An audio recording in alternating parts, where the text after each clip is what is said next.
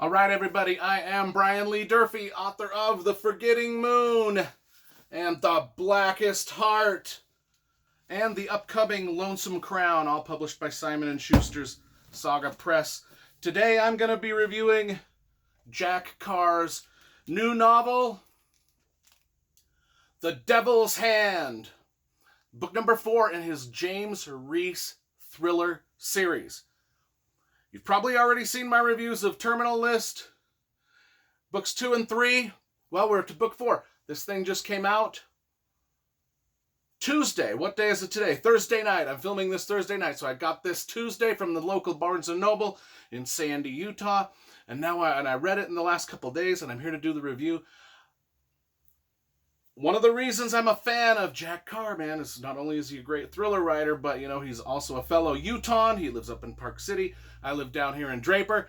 So I want to always do a solid for my fellow Utah writers. Not only that, but, man, I love these books. I love this series. I always love finding new authors.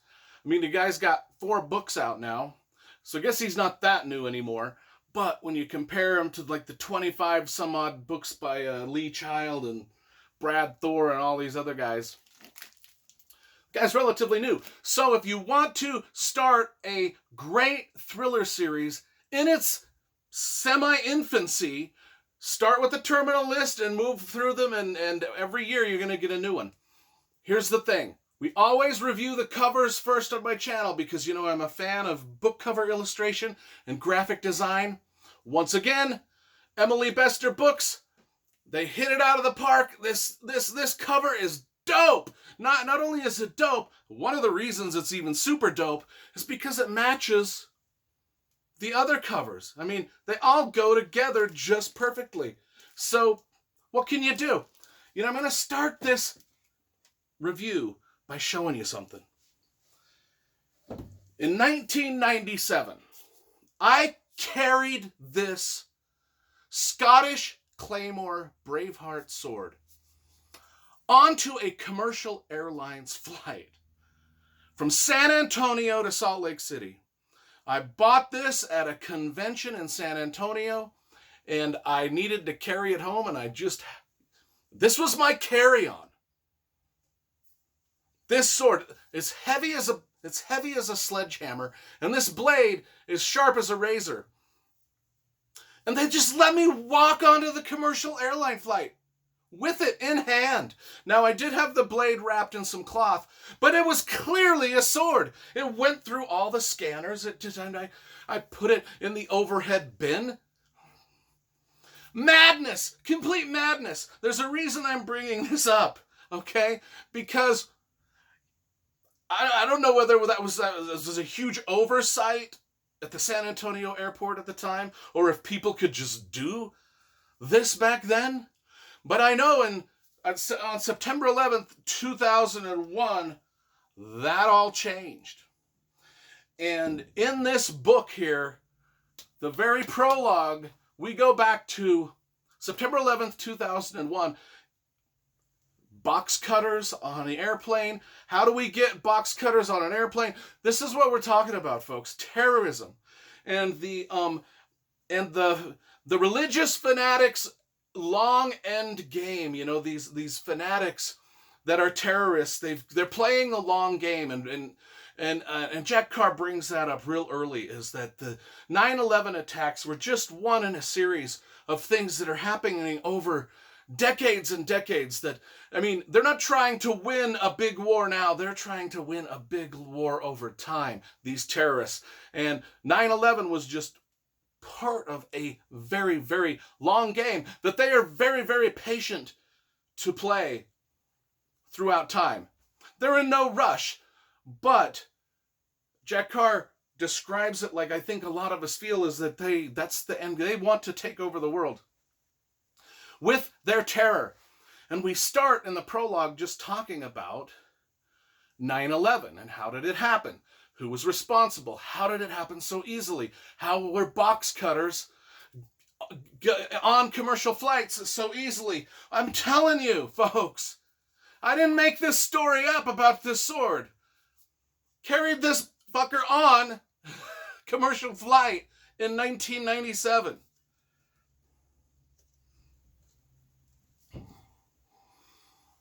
We're a lot more vigilant now. We've got the Patriot Act. We've got a lot of other things that get discussed in this. Assassinations. Assassinations. Because I love Jack Carr books, and I especially love his opening little quote here. Buried within the 9,723 word text of Executive Order 12333, United States Intelligence Activities, is this sentence in Part 2, Paragraph 3. Prohibited assassinations. No person employed by or acting on behalf of the United States government shall engage in or conspire to engage in assassinations. So what do you think this book is going to be about? Terrorism and the moral dilemma of, do we just bomb countries willy-nilly, or do we go ahead and start assassinating the leaders of these terror organizations, if not even leaders of countries that are harboring terrorists?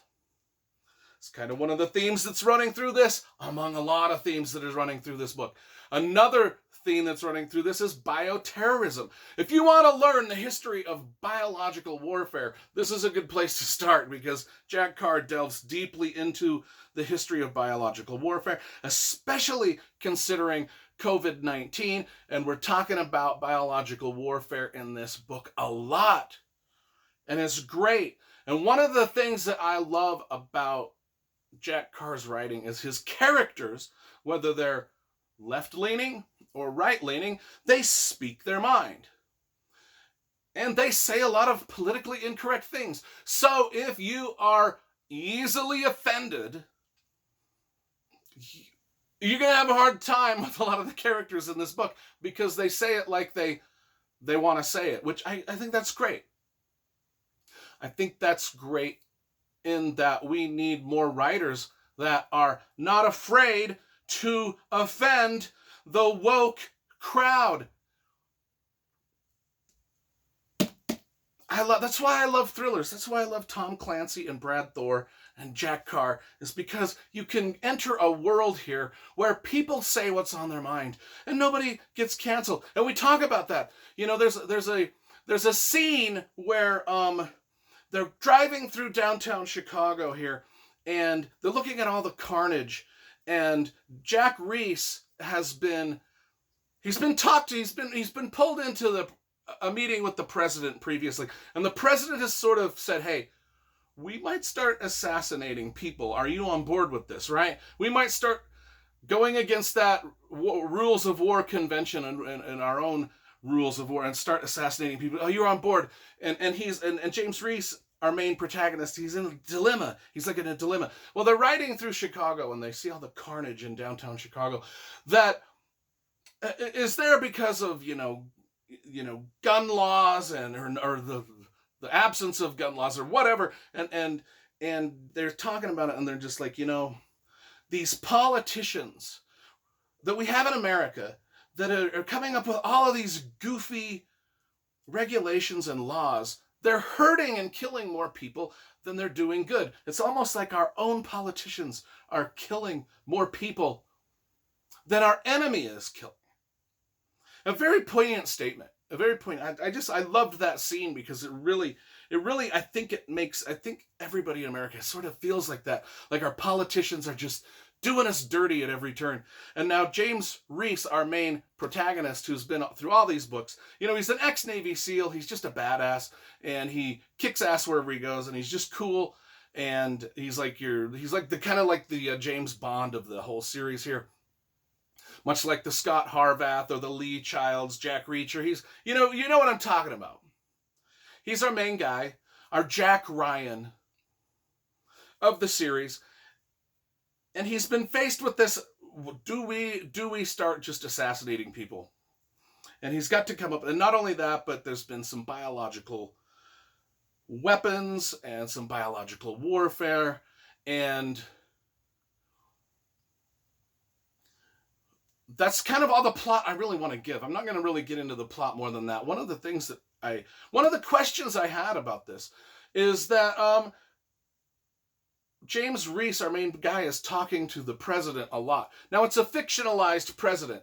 And as I was reading this, I'm like, in a lot of these thrillers, we have fictionalized presidents, like in the Tom Clancy thrillers and the Brad Thor thrillers. We've always got a president who isn't really it's not Barack Obama, it's not Bill Clinton, it's not George Bush, it's not Donald Trump. It's like a fictionalized version of sort of an amalgamation of all of them.